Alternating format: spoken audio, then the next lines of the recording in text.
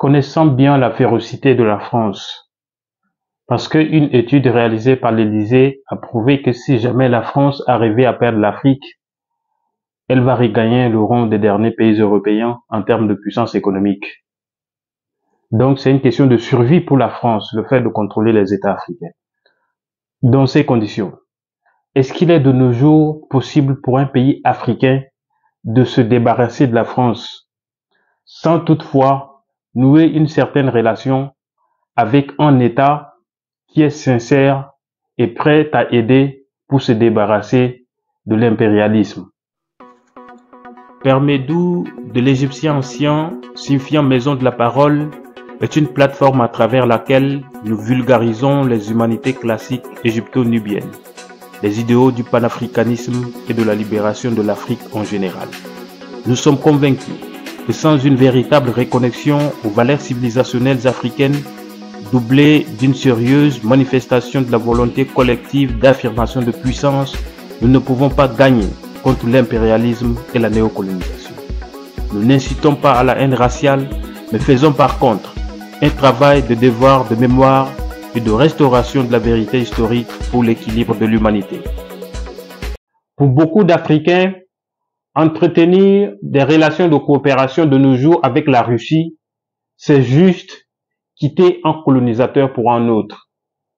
Pour ces Africains, il faut continuer d'entretenir des relations avec la France et les autres nations impérialistes que nous connaissons déjà tous. Cependant, relativement à d'autres nations occidentales, il y a quelques évidences à noter à propos de la Russie. La Russie, comme tout État normal, dans des relations de coopération, a des intérêts à défendre. Et ceci ne va pas faire exception de la relation entre la Russie et les nations africaines. Ça, c'est une évidence qu'il faut garder en tête. Le deuxième élément, c'est que durant la conférence de Berlin, faisant office du partage de l'Afrique, certes, la Russie était sur la table, mais la Russie disait qu'elle n'est pas intéressée par la colonisation. La Russie disait qu'elle n'est pas intéressée par la colonisation. La troisième évidence aussi à retenir, c'est que durant les périodes de conquête coloniale, la Russie était l'un des États qui soutenait les pays africains qui luttaient pour leur indépendance. La Russie fournissait des appuis matériels en termes d'équipement militaire au mouvement de libération en Afrique, des groupes armés. Non seulement la Russie fournissait des armes, mais la Russie fournissait des appuis techniques, c'est-à-dire envoyait des hommes sur le terrain pour appuyer les mouvements armés.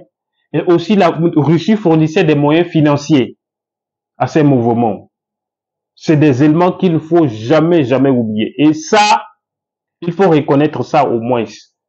Pour ce qui est des appuis toujours de la Russie en Afrique, je vais vous citer des cas d'exemple.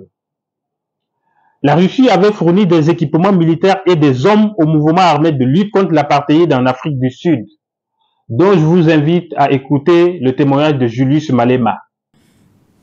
President Putin is welcomed. We know our friends. We know the people who liberated us.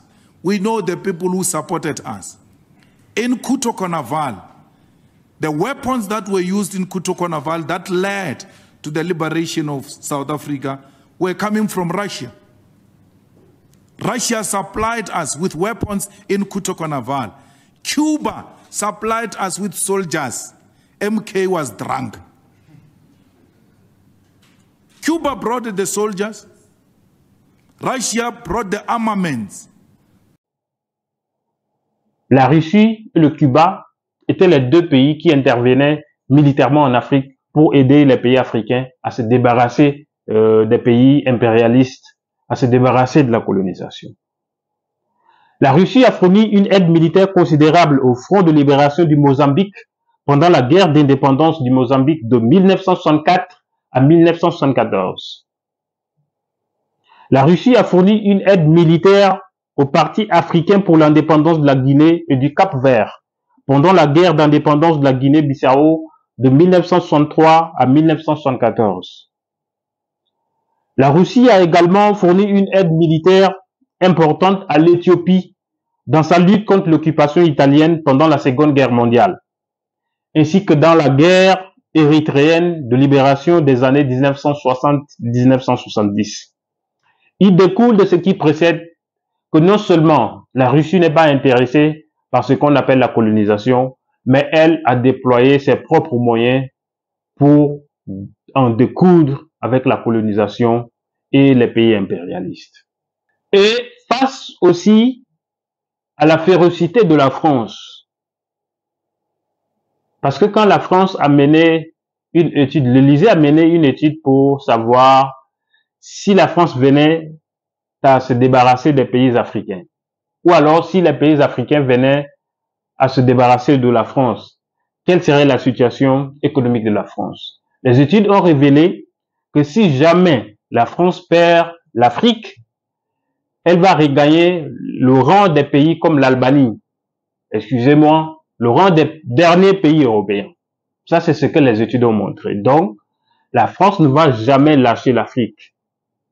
C'est les Africains qui doivent faire de l'air muet pour s'échapper. Parce que il faut prendre la France comme, moi je dirais, un lion affamé poursuivant une gazelle. C'est une question de survie. Soit le lion prend la gazelle pour survivre, soit le lion crève de faim. Mais entre-temps, la gazelle ne doit jamais arrêter et dire « Oh lion, excusez, si vous me bouffez, ce que c'est fini, je vais mourir. » Attendez, c'est une question de survie pour le lion. La gazelle doit trouver des moyens pour s'échapper. Et c'est ce que les pays africains doivent faire. Nous ne devons pas dire juste « Oh la France, arrêtez, nous-mêmes la pauvreté nous décime, arrêtez s'il vous plaît. » Non.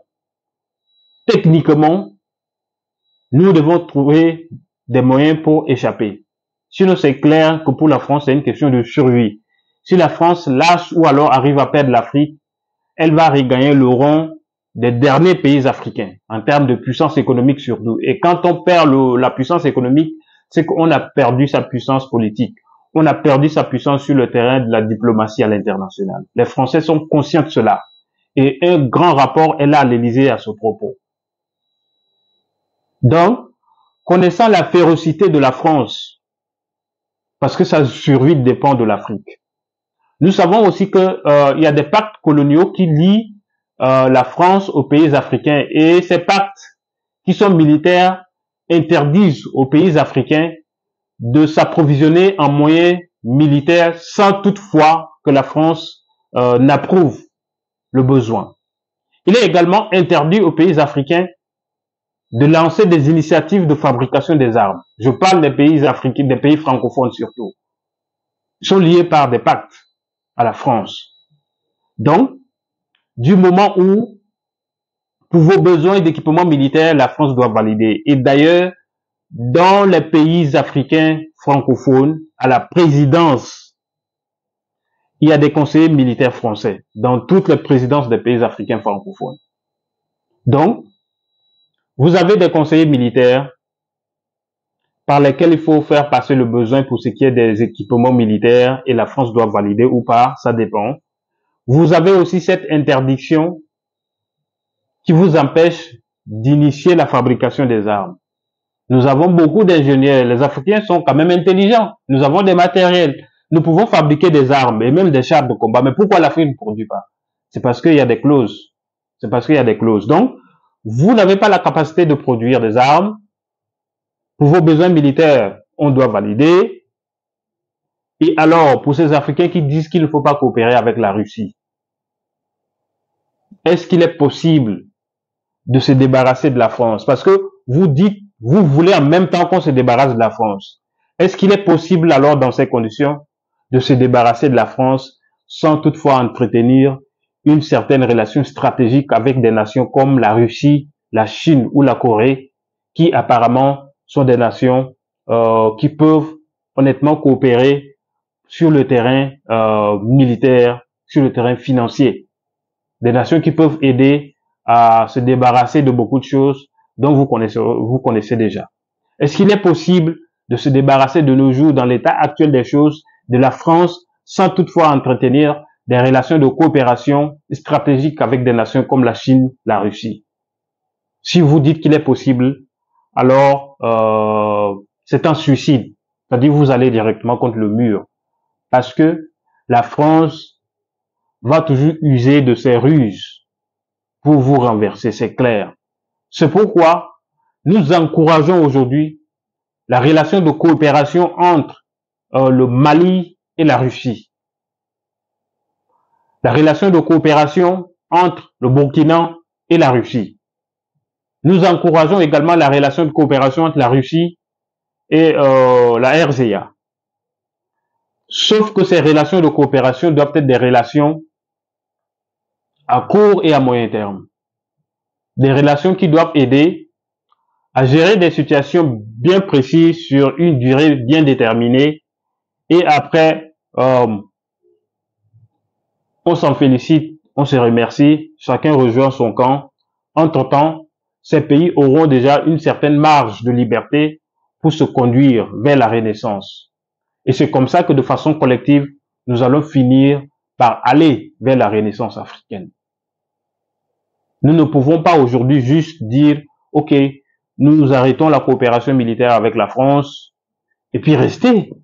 C'est-à-dire en tant que ceux qui aiment s'éclater là, vous les connaissez, on ne va pas dire le nom ici. Mais eux là, qui sont tantôt, parce que si on arrive à donner 17 questions, c'est-à-dire on arrive à donner de l'espace, ce média, c'est des médias que je suis pas, moi je connais pas le nom. Ces médias français là, qui accordent 17 questions à un chef pour s'exprimer. C'est-à-dire, bon, ce sont des faces d'une même pièce. Je crois que vous me comprenez dans ce que je suis en train de vouloir dire.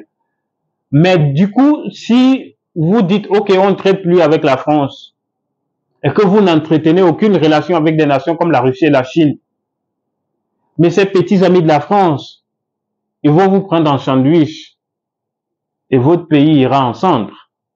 Donc c'est du suicide aujourd'hui de dire qu'il faut arrêter avec la France et ne pas entretenir des relations avec des nations comme la Russie, la Chine et même la Corée.